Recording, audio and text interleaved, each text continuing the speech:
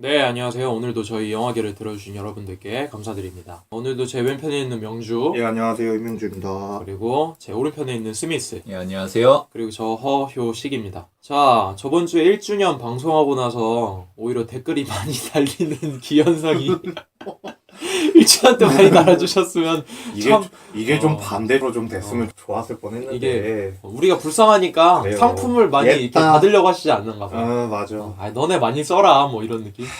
김은현 씨한테서 내가 상품 드리면서도 착잡했다 내가. 협찬을 받는 것도 없고 뭐 하고 해서 좀 미안하기도 하고. 그런데 그분도 예매권 많이 타시더라고. 내가 그래? 알기로. 내가 알기로. 오히려 우리가 후원을 받아야 되는 거 아니야? 페이지 가보니까 예매 대행 해주고 있더라고. 어. 그래갖고 내가 놀랬지. 근데 하여튼 댓글이 많이 달렸는데 또 댓글 잠깐 소개해드리는 시간을 갖고 영화에 대해서 이야기를 하면 좋을 것 같은데요. 리아님께서 길게 달아주셨는데 축전을 스미스한테 보내주시고 주시고. 또 댓글도 달아주셨는데 난 맨 처음에 리아님이 원래 영화를 좋아하시는 분인 줄 알았는데 그게 아니었다는 얘기를 하시니까 되게 놀랐는데 또 그거에 도움을 우리가 좀 드린 것 같아서 나름 뿌듯하게 생각하고 예. 그래서 류아님은 특별히 나중에 또 같이 얼굴 보면서 얘기할 수 있는 기회가 있었으면 더 좋겠어요. 네. 댓글로도 남겼지만 그리고 또 초아 리체님이 우리 1년 방송 끝나고 나서 축하드린다고 죄송합니다. 저희가 선물은 못 드립니다. 아니 근데 지나서. 얘 입축구 하는 것도 들어봤는데 나중에 1주년 축하한다고 그런 메시지 많더라고. 아, 얘도. 그래? 뭐 그런 식이라고 보면 되지 뭐. 다들 우리를 위해서 그렇게 해주시나 봐. 그래.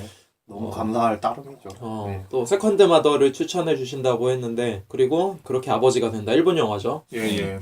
추천해 주셨는데 저희도 한번 보면서 나중에 또 예. 고려를 해보겠습니다. 세컨드 마더 같은 경우에는 원래 시사회 보려고 했었는데 줄이 내냐고 이제 시사회 줄이고 있어서 못 봤어요. 그거를 나중에 꼭 보도록 하겠습니다. 그리고 마가장님께서 또 댓글을 달아주셨습니다. 저희 인터뷰가 나왔죠. 네. 저희가 페이스북에만 주소를 올려놓고 팟빵에 주소를 아직 안 올려놓고 팟빵에다가 바로 올리도록 아직 하겠습니다. 모르시는 분들이 혹시 있을 수도 있는데 그리고요 제가 1, 2탄 정도 올라간다고 그랬는데 무려 3탄까지 올라간다고 합니다. 진짜? 예. 저희 YBM 사랑합니다. 예, 저희 사랑해요. 토익은 어디? 아니 어학은 어디? 어학은 어디? 네, YBM이었습니다. 예.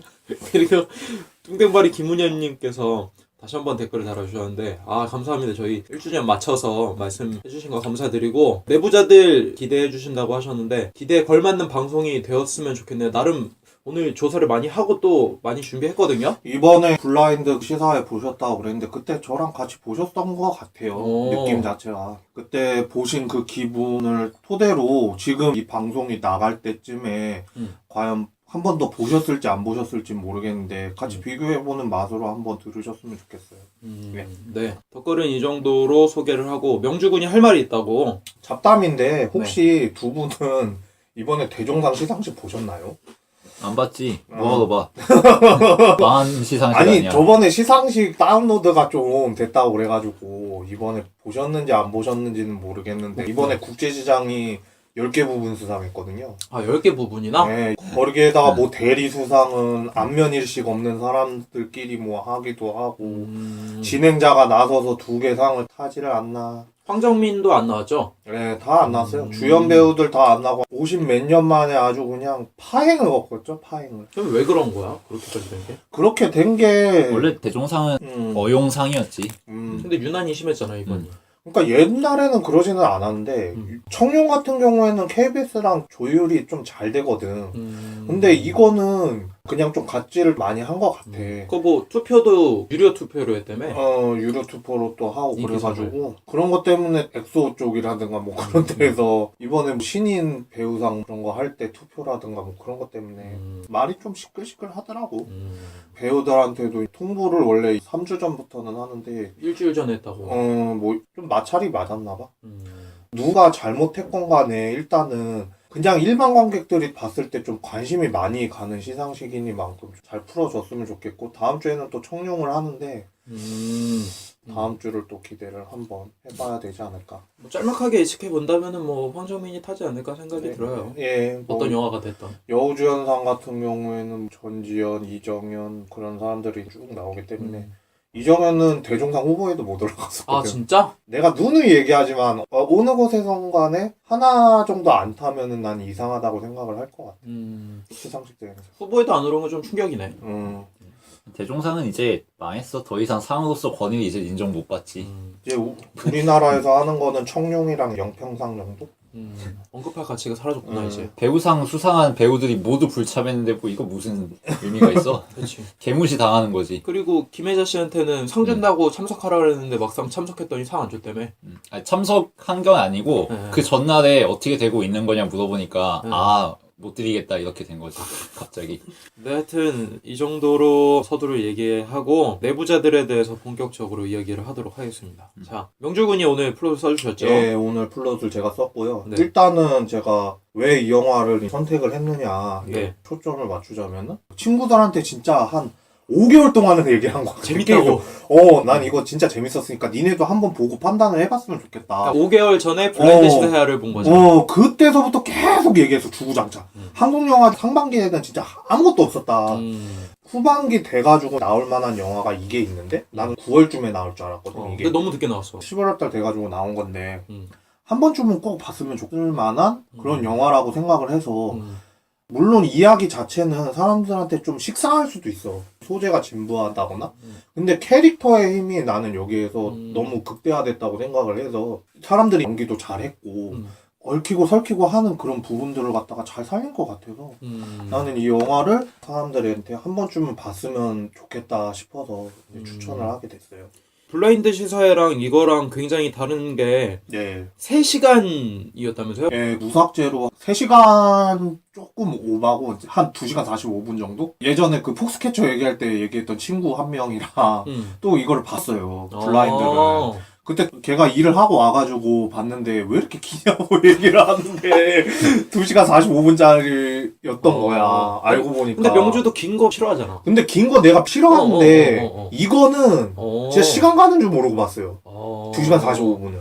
진짜로. 무삭제판으로 나왔어도 될 만하지 않았나? 나는 설문지 같은 데에다가 아니 이대로 그냥 내지 왜 블루스크린이라든가 뭐 그린스크린이라든가 그런 것만 처리만 좀 하고 그렇게 나왔으면 했는데 2시간 편집한다고 그래서 그 부분이 아쉬워. 감독판 무삭제판을 기대해봐야겠네. 나중에 DVD 나오면은 무삭제판으로 한번 보는 것도 괜찮지 않을까라는 생각이 들어요. 네. 긴 영화 싫어하는 명주가 3시간 가까운 영화를 전 지루하지 않게 봤어요. 그랬으면 굉장히 네. 궁금하네.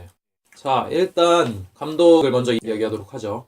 우민호 감독, 전작은 파괴된 사나이, 간첩 등을 연출했었습니다. 두 작품 다 김명민이 나온 거 아닌가? 예, 맞아요. 그리고 망했지? 네, 진짜. 진행자가 얘기한 것처럼 진짜 김영민이랑 각별한 뭐 사이인지 그것까지는 내가 잘 파악이 안 됐으나 이제 두 작품 다 공교롭게도 그분과 찍었는데 아니, 나쁜 사람이네.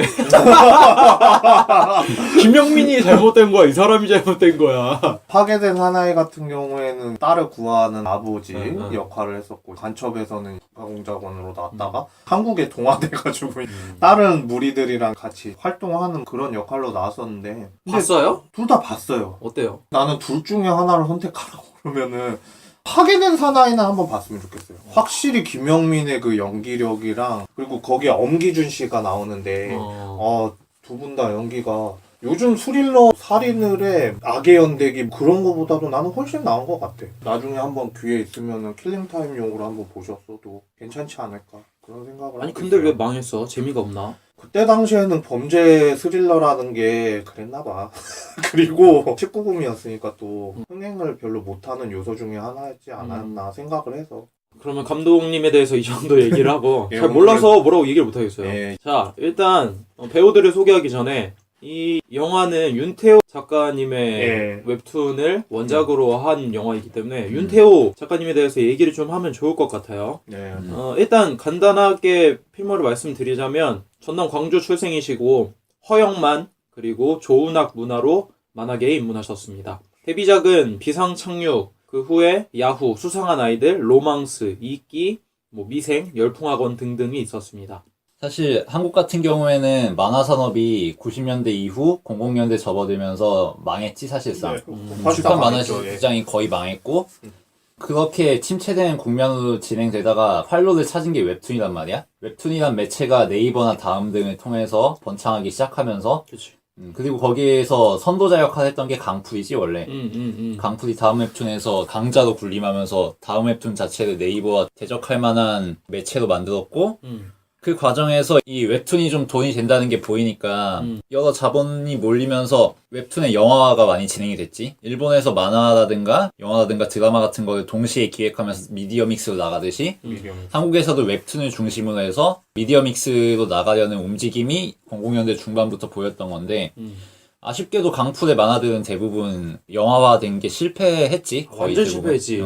그나마 좀 성공을 거둔 게 최근에 나왔던 이웃사람 정도? 근데 그것도 흥행은 어느 정도 거뒀지만 비평적으로는 완전히 실패한 작품이었고 맞아. 이렇게 구상만 되고 있고 시도를 했을 때 그리 성공적이지 못했던 웹툰의 안정적인 미디어 믹스화가 이루어진 계기를 따져보면 결국은 윤태호지. 미끼, 미생 이런 것들이 대박이 터지면서 맞아. 드라마에서건 영화에서건 아 웹툰이란 게 이렇게 호환이 될 수 있구나라는 걸 입증이 된 거지. 입증이 됐다. 그러면서 지금의 웹툰 열풍, 웹툰을 중심으로 한 미디어 믹스 열풍을 이끌고 있는 작가라고 할 수 있고 작가론적인 차원에서 중요한 작품을 먼저 꼽으면 야후가 되겠지. 네, 야후가 이거는 되죠. 1999년에 나왔고요. 네.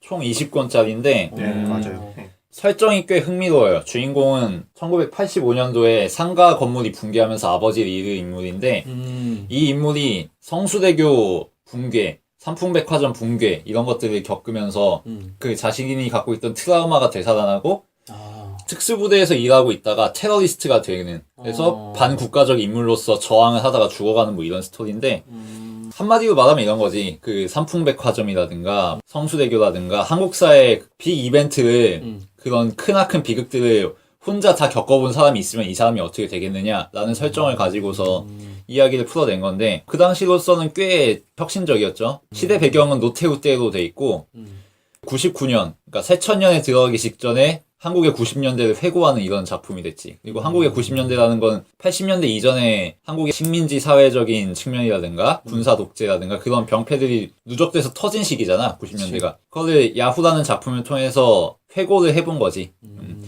뭐 그 점에서 허영만의 오한강과 비교한 사람이 많아요. 오한강 같은 경우에는 한강. 허영만이 80년대에 내놓은 작품인데 전두환 정권 시기에 내놨어요. 그래서 해방 직후부터 5.18까지 한국사를 만화로서 다룬 이런 작품인데 굉장히 흥미롭죠. 이걸 전두환 때 냈다는 거에.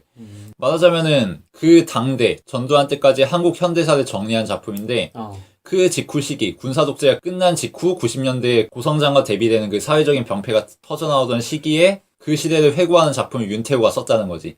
허영만의 문화생이었던 윤태호가. 이게 아주 흥미로운 대조가 됐죠. 계보적으로 좀 후속작에 가까운 작품이 아니냐라고 말할 수도 있고 그 이후로도 몇 가지 작품을 냈는데 그렇게 성공은 거두지 못하다가 이제 대박이 터졌던 게 이끼.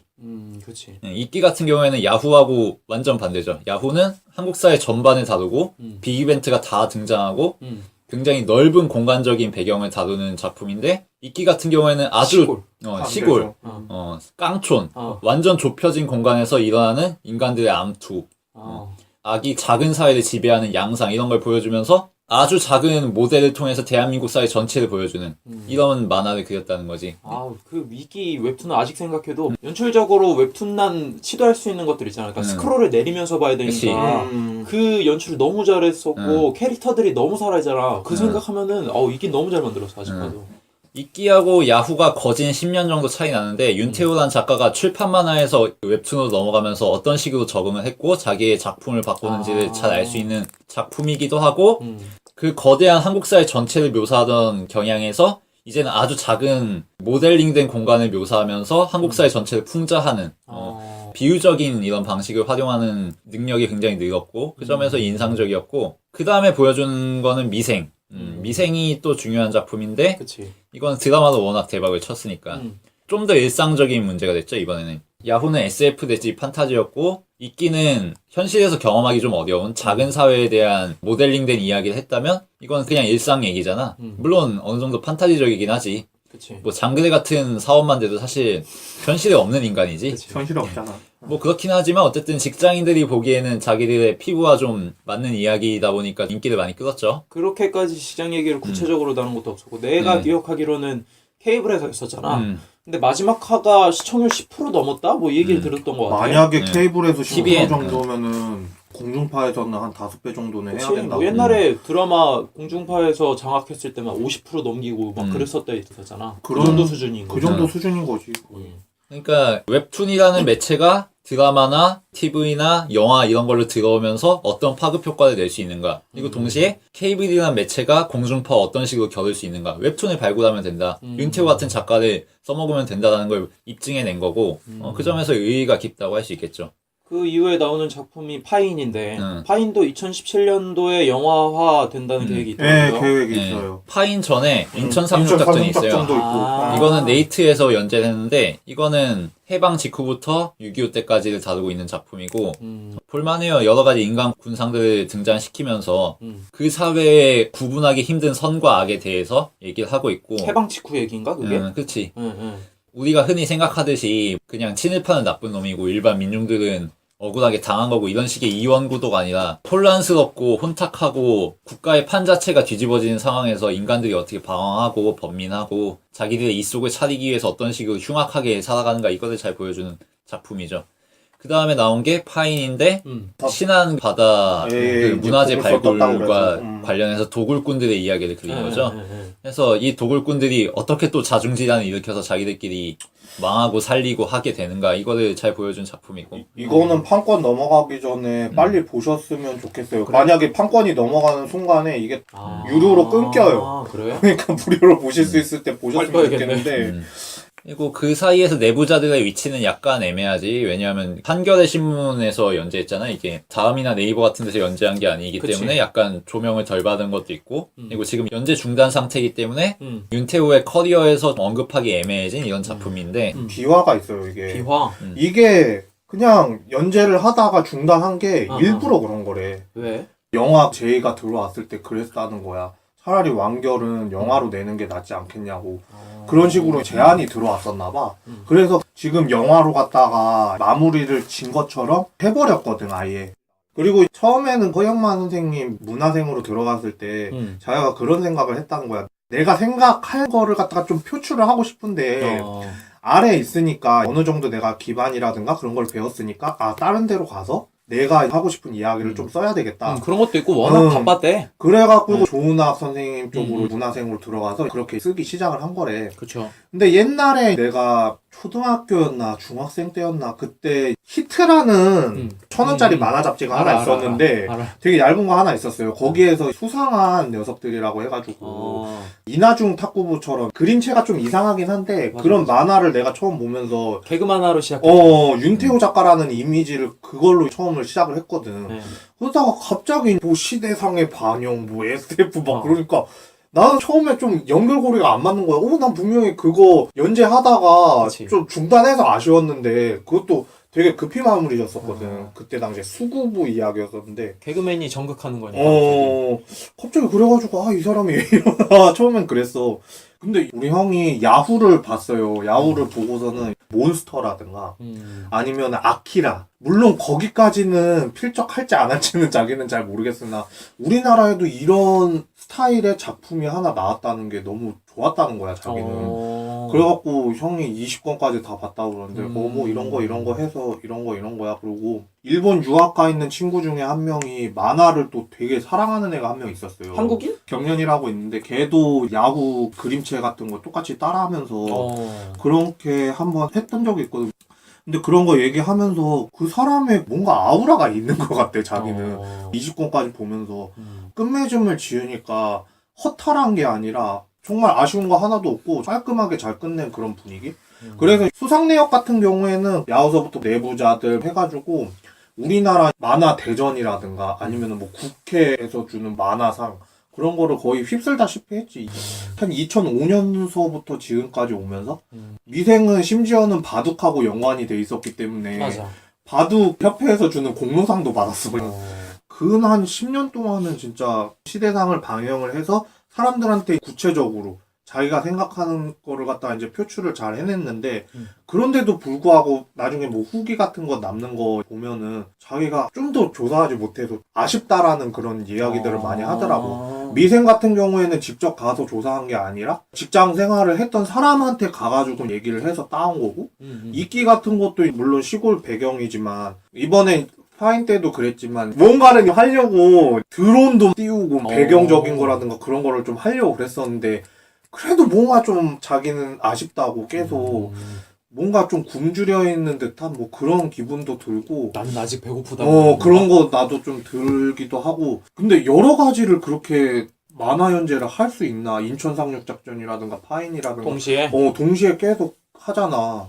대단한 것 같아, 그냥. 요즘 만화가 중에서는 생활고 때문에 포기하시는 분들도 많은데, 대단한 것 같아, 그냥 굳건한 거 보면. 약간 어른들 만화 그리는 사람 같아서. 어른들, 그래, 맞아. 어른들이다. 그 소재적인 측면에서 보면은 저널리즘적이지 사회 고발적인 측면을 다루고 제보를 하고 이 한국 사회를 이루고 있는 악의 세력들에 대해서 고찰하고 역사적인 측면들이나 그런 식의 마치 만화로 그리는 언론 잡지와 같은 역할을 하려고 하고 형식적인 측면에서 보면은 캐릭터 묘사를 살리기 위해서 좀 임팩트 있는 대사를 많이 만들려고 하지. 이끼에서도 많이 드러나고 미생 같은 경우도 그렇고 그래서 명대사를 만들기 위해서 좀 연출을 하잖아. 그런 작업들을 잘 하는 편이지. 그런 것들이 영화로 만들어 쓰기 좋고 실제로 이번에 내부자들 같은 경우도 원작에 있는 대사들을 거의 다 갖다 썼지. 맞아. 맞아요.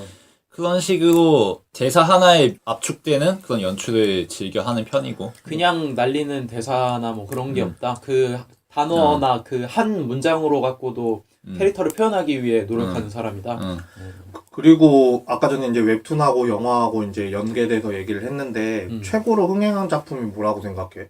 타짜지. 타짜가 타짜 제일 흥행하지 않았나? 웹툰이 영화화 된 거 중에선? 이게 수치가 좀 비슷비슷한 게 있어요. 그래? 타짜랑.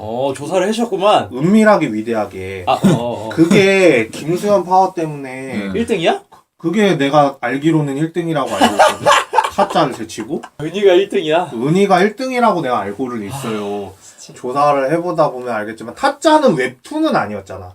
출판 만화였지. 출판 만화였기 때문에 웹툰 기준으로 했을 때는 웹툰이구나. 그렇지. 은밀하게 위대하게가 1위였어요. 그때 당시에 김수현의 파워가 너무 어마어마했기 때문에 중국 진출도 하고 별그대라든가 그런 것 그 때문에도 전이었어. 그렇게 됐으니까. 내가 은희를 왜 싫어하냐면은 내가 그때 아는 사람이 영화 보자고 그래서 뭐 보고 싶냐고 그래서 은희를 보고 싶대. 그래 나도 웹툰 봤는데 웹툰이 좀 재밌더라고. 그래서 가볼까 갔는데 너무 유치하고 재미가 없는 거야. 김선도 진짜 바보처럼 나왔어. 바보 연기를 빙구로 하는데 나왔지, 빙구. 너무 바보처럼 나온 거야. 그래서 진짜 오늘의 연애급. 최악이었어.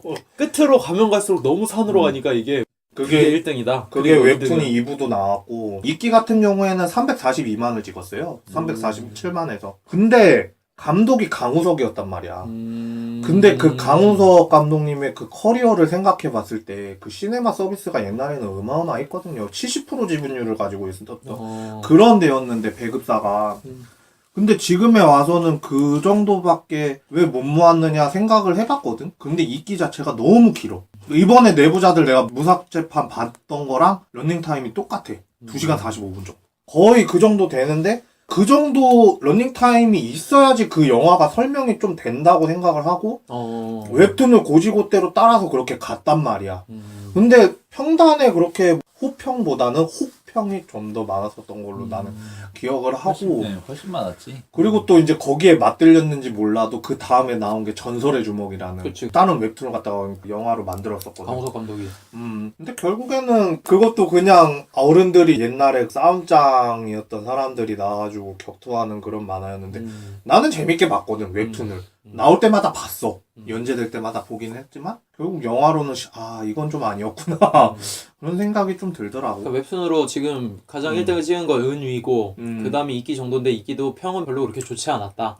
그렇게 좀 좋진 않았어요. 그 이후에 웹툰에서 기대할 만한 작품이 없는데 이제 나온 내부자들을 우리가 다루고 있으니까 그렇지. 얘기를 좀 해보면 좋을 것 같네요. 하나만 더 얘기하자면 이번에 타이밍 나오는데 강풀의 타이밍이요? 강풀의 타이밍 나오는데 그거 애니메이션으로 나오는데 네. 이거는 참고만 하셨으면 좋겠어요. 저는 별로로 봤거든요. 너무 기대하고 가서 보시지 말라는 그런 얘기를 하고 싶어요.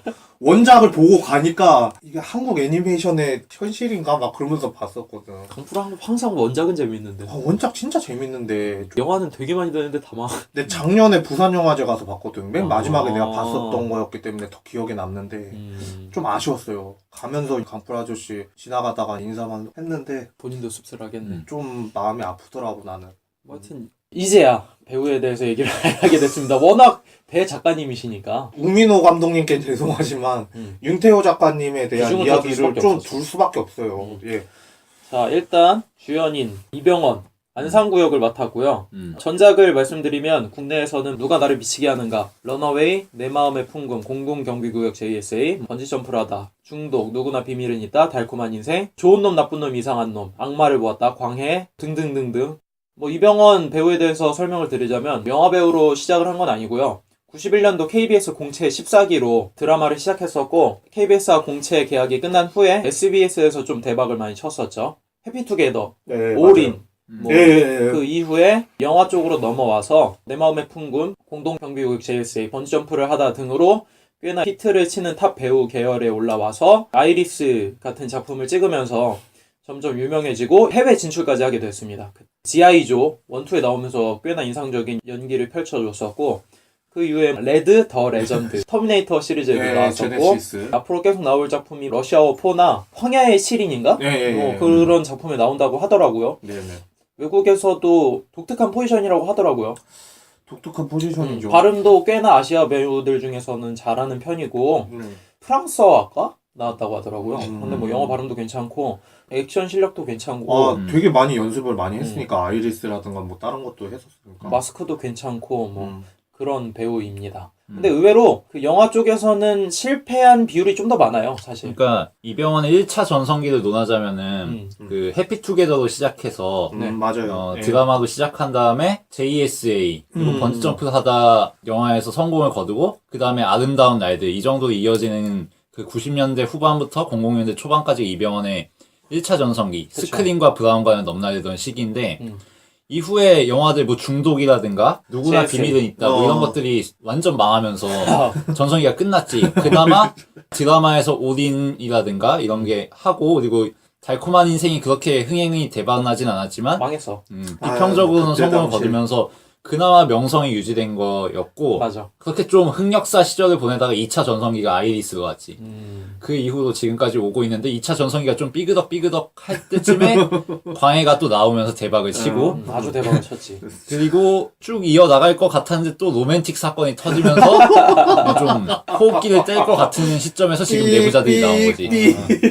뭐 잠깐 부설수를 얘기하자면은 일단 송혜교 열애 사건이 있었죠. 네. 뭐 있었던 그건 일이 나쁜 있었고. 거는 아니잖아. 연애하고 헤어지는 거는. 뭐 여기까지는 그거 괜찮고. 괜찮잖아. 그거는. 그리고 나서 2013년도에 이민정이랑 열애설이 있다가 결혼을 하게 됐고 그 전에 사실 강병규랑 사건이 있었어요. 몇 개. 그러니까 이게 어떻게 된 거냐면은 아유, 진짜. 강병규의 캐나다 여자친구가 있었는데 그 여자친구랑 이병헌이랑 어떻게 잘 되는 뭐 그런 걸로 해서 엮여서 소송을 들어갔나 봐.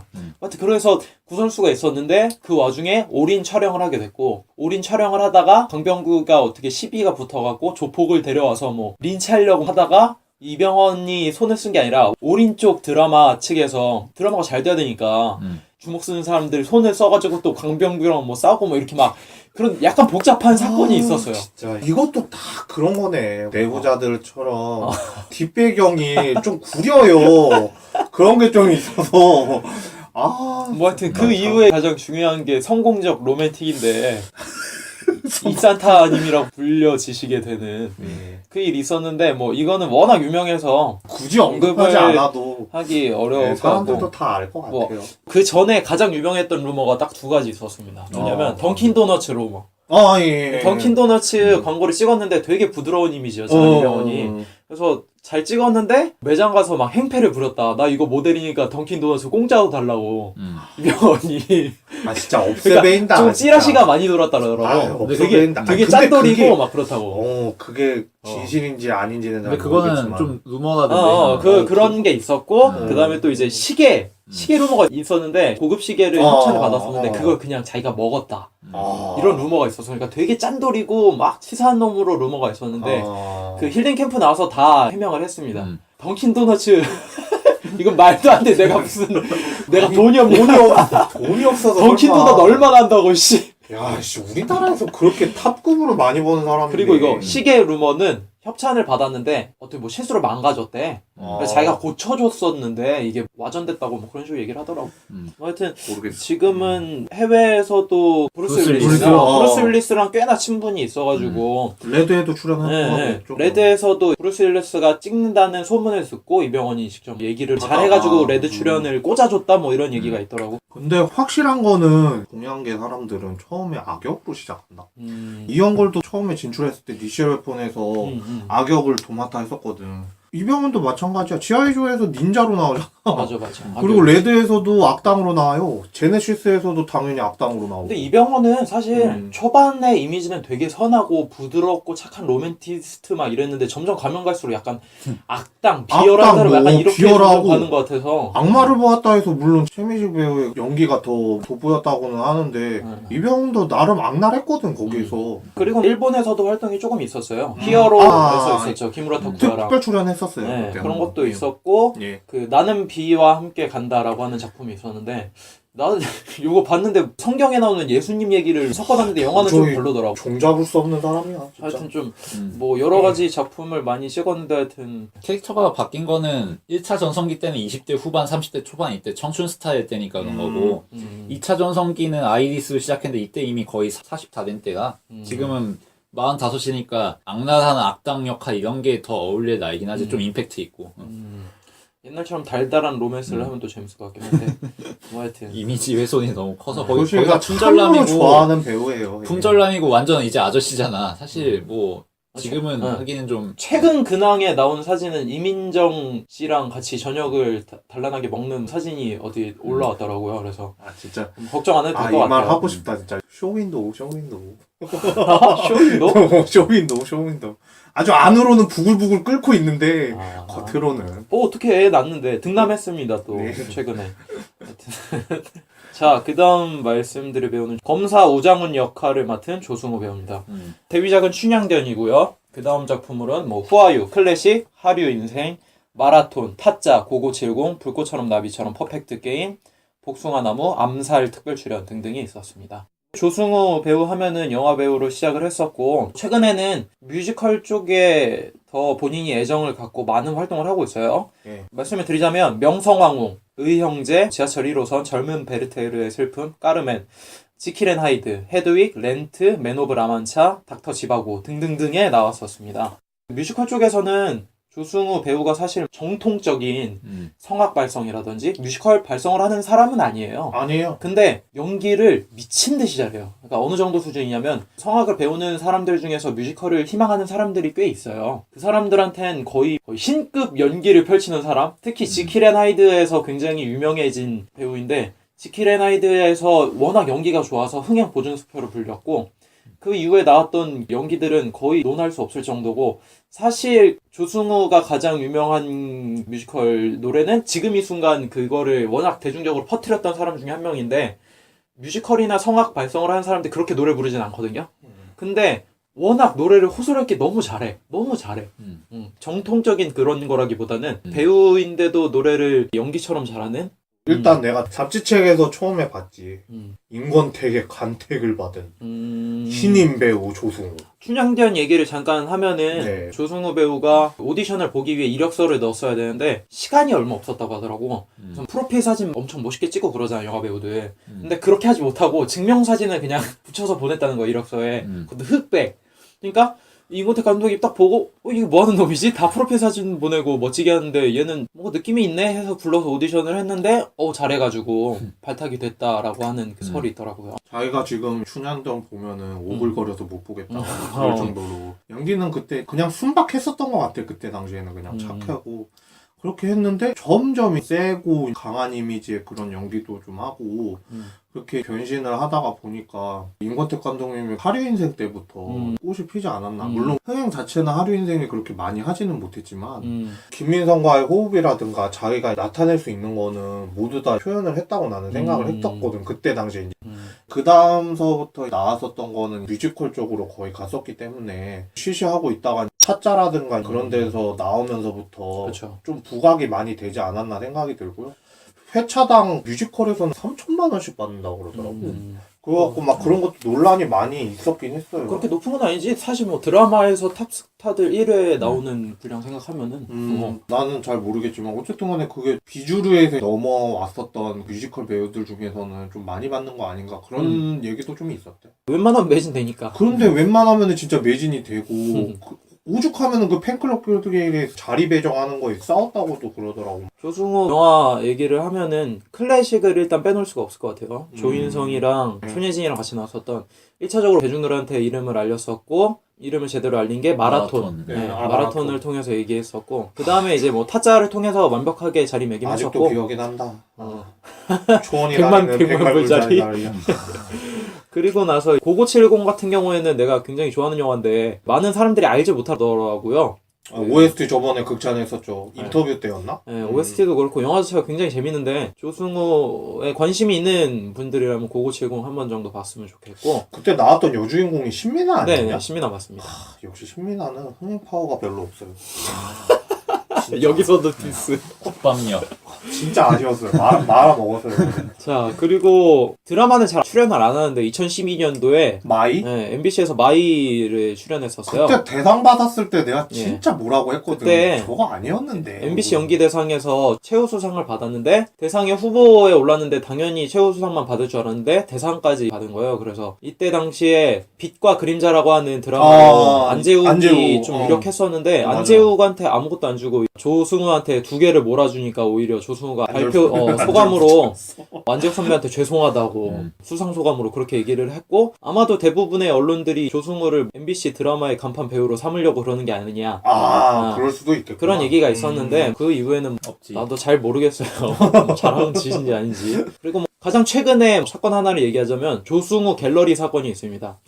왜냐면은 DC 인사이드에 조승우 갤러리가 있는데 뮤지컬이 끝나고 나서 사인회 받으러 갔는데 조승우 씨가 조승우 갤러리에서 활동하냐 거긴 왜 그렇게 욕을 많이 하냐 갤러리 하지 말아라 뭐 이런 식으로 얘기를 했다고 해요. 근데 원래 DC 인사이드에선 욕을 많이 하고 놀잖아 원래. 근데 그거를 싫어할 수도 있잖아 그런 문화를. 그래서 그렇게 얘기를 잠깐 했었나 봐 조승우가. 그런데 그것 때문에 갤러리에선 난리가 난 거지. 우리 조승우 좋아서 만나는 건데 그냥 욕하는 게 재미로 삼는 놀이일 뿐인데 갖고 하지 말라 그러니까. 그래서 직접 자필로 쓴 사과문을 써서 갤러리에 올렸다고 조승우가. 난 그건 좀 이해가 안 가. 아니 자기가 할 말 했으면 하는 거지. 그래갖고 또 악플을 달아? 악플을 단 건 아니고 벙쪄 따는 거지. 다른 팬카페에서는 별 터치 안 하는데 왜 갤러리에서는 그렇게 하냐. 그런 뭐 얘기가 식으로? 있었다는데. 근데 싫을 수도 있지 뭐 자기가 보는데. 뭐 근데 기분 나빠할 수도 있는 나도 잘 거지. 모르겠어요. 네. 노는 거에 대해서 터치하는 건 아니잖아. 난 그냥 싫어요. 그 정도만 얘기한 거 아닐까? 뭐 그런 얘기가 있었어요. 음. 자존감이 되게 높은 사람인 것 같아요. 할 말도 다 하고 이런 사람이라서 흥행만 하는 영화는 안 할 것 같아. 자기 나름 뭔가 뜻이 있는 영화를 만나야 할 것 같은 배우라서. 임권택 감독이 발탁했다는 자체 내로 참 대단하다라는 그런 생각도 좀 들어. 그냥 예지력이라고 해야 돼. 그런 게 좀 대단하다고 생각이 들어. 그리고 마지막으로 백윤식 배우만 소개를 드리고 영화 얘기를 하도록 하겠습니다. 전에도 한번 소개를 시켜드렸었고요. 전작으로는 관상, 돈의 맛, 위험한 상견례, 마을금고 연쇄 습격 사건, 뭐 타짜, 그때 그 사람들, 범죄 재구성, 천하장so 마돈나 등등등에 나오셨습니다. 특이사항은 며느리가 정시하는 것 정도? 그 말고는 뭐. 뭐 야, 참. 이전에 범죄 재구성 다룰 때 어느 정도 다루긴 했었지. 그렇죠. 많은 얘기를 해서 예. 지금 우리가 본 내부자들에서 연기도 그렇게 낯설지 않아요? 많이 봤던 연기예요, 사실. 많이 봤다고는 하는데 그런데 네. 자기가 얘기한 걸로는 그래도 좀 악해져야 되니까. 그리고 올 루드를 자기가 강행해서 좀 부끄럽기도 했다 얘기를 하시던데. 나도 그 생각 들더라고. 뭐 근데- 20년 전부터 사기꾼 연기하던 사람이니까 뭐. 근데 참 무게중심은 정말 두 배우 내에서 잘 다뤘으니까 그런 것도 있었고. 그리고 또 꽤나 완급 조절을 굉장히 음. 잘하셔서 이번에는 힘 안 줄 땐 진짜 힘 안 주고 힘 줄 때는 살짝만 힘 줬는데도 스크린에 장악하는 능력이 보여가지고 이제 좀 고수의 반열에 올랐구나 약간 이런 느낌이 들었어. 그 외에 사람들도 훌륭한 배우들이 좀 있었기 때문에 장필우 역할을 맡았던 이경영 배우라든가 오회장 역할을 맡았었던 김홍파, 박초팔 사장 역의 배성우 이번에 다작 배우 랭킹에 나왔는데 여기 1, 2위가 다 있어. 이경영 배우님이 10편을 찍었어 올해 안에. 나온 것만 해도 10편이었거든. 그래갖고 1위를 찍었고 배성우 배우가 6편으로 2위를 찍었고 그리고 조상모 역할의 조우진 씨라든가 그리고 이병헌과 같이 일을 도모했던 이엘 씨 이분도 참 진짜 아쉬운 배우 중에 한 작품은 명인데 꽤 많이 나왔는데 좀 흥행이 많이 안 돼서 얼굴을 알리지 못했었던 그런 건 있었는데 이번 기회로 좀 많이 알려졌으면 좋겠어요. 내부자들 통해가지고. 이런 배우들 외에도 정만식 씨라든가 그리고 김병욱 씨 그런 사람들이 출연을 했었고 비하인드 조금 얘기를 해보자면 조승우는 캐스팅을 3고초를 했대 감독이. 3고초를 해가지고 3번을 가가지고 제발 이 역할 맡아줬으면 좋겠다. 근데 조승우가 너무 어려울 것 같아서 계속 거절을 했다는 거야. 그치 원작에 없는 역할이잖아. 원작에도 없는 역할이고 그리고 자기는 그 꼴을 보기 싫어했다는 거지. 요즘에 세상 돌아가는 꼴이 그 꼴인데 영화에서까지 그런 연기를 하는 게 깨림직한 것도 좀 있었다고 그러더라고. 그런데 나중에 찍고 나서 이병헌이라는 배우와 배윤식 배우라든가 이제 계속 얘기를 해보니까 이게 좀 뭔가 통하는 것 같고 연기라든가 그런 게 정말 이분들이랑 안 찍었으면 조금 후회했을 뻔했다라고 얘기를 하더라고. 물론 이게 뭐 빈말인지 아닌지는 잘 모르겠지만 인터뷰하는 내용 전문에서 나오는 내용이었고. 근데 인터뷰 꽤나 솔직하게 하시는 분이라 믿어도 될 것 같아. 좀 그래 그런 부분에서 믿어도 될 것 같고. 감독이 미완결 웹툰이었으니까 그치. 결론을 내기 위해 가지고 자기 스타일대로 추구를 해서 이 영화가 나온 거거든. 그러니까 웹툰이 더 정확하고 나오는 시대상이라든가 대사 치는 거라든가 그런 게 더 자세하게 설명이 나와 있지. 근데 영화상으로 보면은 대사에 힘을 주려다 보니까 몇몇 대사가 가기는 되나 그냥 어느 정도 상황만 파악을 하고 넘어가는 것 같아. 조금 이제 좀 사람들한테 좀 자극적인 거를 좀 한쪽적으로 내보내려다 보니까 그런 게 좀 많아진 것 같은데 그래서 자기는 조금 더 오락적이고 사람들한테 드라마틱한 걸 갖다 많이 보여주고 싶다고 얘기를 했더라고. 만약에 그런 얘기조차도 없었으면 난 이 영화에 대해서는 언급을 별로 안 했을 것 같은데 감독이 먼저 자기가 구상한 게 그렇다고 얘기를 하니까 나는 그 영화를 보면서 좀 이해가 가더라고. 그 원작 웹툰보다도 좀 설명보다도 사람들한테 좀 많이 뭔가를 보여주고 싶었구나. 그런 생각이 들어서 그러니까 좀 재밌게 오락적으로 가고 싶다고 얘기를 했던 것 같아요. 맞아. 정치판 이야기를 너무 어렵게만 생각하지 말고 오락적인 요소만 좀 더 집어넣어서 맞아. 그렇게 진행을 하고 싶다라는 생각과 함께 공감을 많이 이끌어내려고 했다라는 그런 이야기를 해서 이런 부분에 대해서도 생각하시고 저희 리뷰를 들으시거나 아니면 영화를 보시는데 좀 참고를 하셨으면 좋겠어요. 예. 네, 이 정도로 영화의 외적인 얘기랑 배우, 감독 그리고 윤태우 작가님에 대해서 얘기를 마치고 본격적으로 2부에선 영화 내부자들에 대해서 이야기를 하도록 하겠습니다.